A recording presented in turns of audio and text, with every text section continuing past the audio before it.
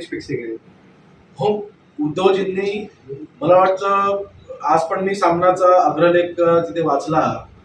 फक्त भावनिक त्यांच्यासोबत काही आता जे काही हाताच्या बोटावरती मोजण्यात की शिवसैनिक उरले किंवा काही जी लोक कार्यकर्ते उरले ते देखील त्यांच्यासोबत टिकून राहावे म्हणून त्यांचा हा खटाटोप सुरू आहे. परंतु आजच्या कालच्या निकालाच्या नंतर मला तरी वाटत नाही आता एकही शिवसैनिक, एकही व्यक्ती, एकही कार्यकर्ते त्यांच्यासोबत थांबेल. त्यांना थांबवण्याचे हे प्रयत्न त्यांचे सुरू आहेत. म्हणजे आशेवर ठेवायचं. अगोदर 10 जानेवारीला सरकार पडणार, आदित्यजी बोलत होते 31 डिसेंबरला सरकार पडणार, मग 10 जानेवारीला सरकार पडणार, मुख्यमंत्री जाणार. आता काय झालं? त्यांनी उत्तर द्यावं. म्हणून त्यांच्या कार्यकर्त्यांना आशेवर ठेवण्यासाठी त्यांच्याकडे हातावरती बोटावरती मोजण्या इतके कार्यकर्ते जे उरले ते अजून कुठे आमच्याकडे येऊ नये ह्याच्यासाठी त्यांचा हा खराडोप सुरू आहे. आणि म्हणून वाटतं लोकशाही जर का तुम्हाला समजून घ्यायची असेल तर त्या अगोदर तुम्ही ज्या पक्षाचं नेतृत्व करत होतात त्याचे तुम्ही घटना अगोदर समजून घेणं गरजेचं होतं.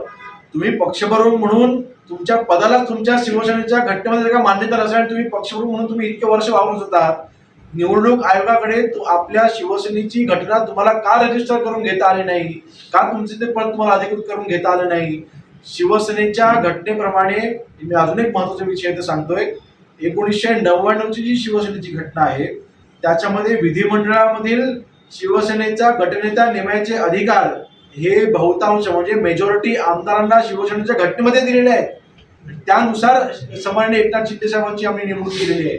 म्हणून घटनेबाहेर आम्ही कुठलंच काम केलेलं नाही. त्याने ते सिद्ध करून दाखवा ना. नुसतं बोलणं सोपं आहे हो, परंतु कोर्टामध्ये टिकवा मग बोला. कालचा विषय म्हणून त्याने तो आमचा व्हीप आणि आमचा व्हीप प्रमाणे त्यांनी मतदान केलं नाही म्हणून त्याला अपात्र करा. मुळात मला जर काही व्हीपच मिळाला नसेल तर मी अपात्र कसा होऊ शकतो? त्यावेळेला तत्कालीन शिवसेनेच्या कार्यालयामधनं आम्हाला व्हीप कसा गेला हे देखील उत्तर सुनील प्रभूजींना देता आलं नाही.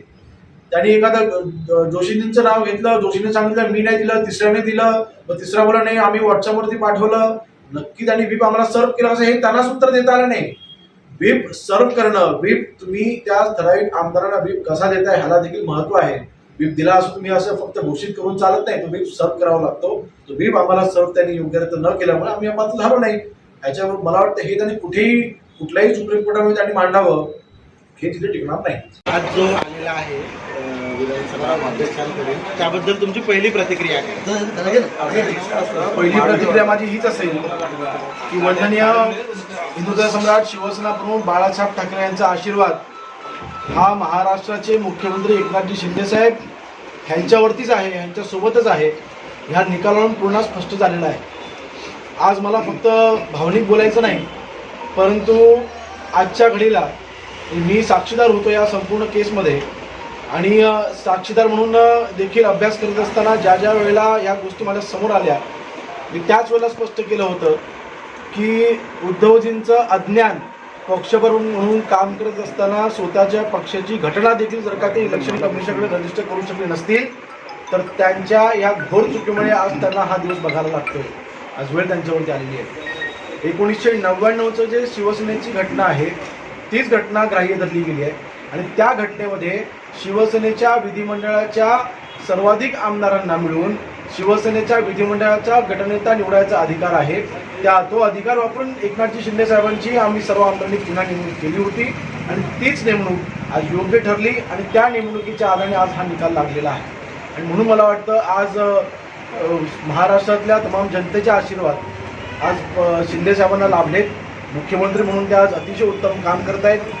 आता वर्गणाधिकाराची सुरू होतील की लोकशाहीची पायमल्ली केली, लोकशाही पायाखाली तुडवली गेली. लोकशाहीवरती बोलण्यापेक्षा लोकशाहीच्याच अधिकाराने तुम्हाला जे शिवसेना घटना बनवायचे अधिकार दिले होते ते जर का तुम्ही योग्यरित्या आणि योग्य हक्क लावून वापरले असते तर आज ही सांगण्याची वेळ तुमच्यावरती आली नसती. घटना तुम्हाला रजिस्टर देखील इलेक्शन कमिशनकडे करता आली नाही. या एकमेव कारणामुळे तुमचा पराभव झालेला आहे आणि म्हणून 1999च्या शिवसेनेच्या घटनेनुसार आमचा आज विजय झालेला आहे.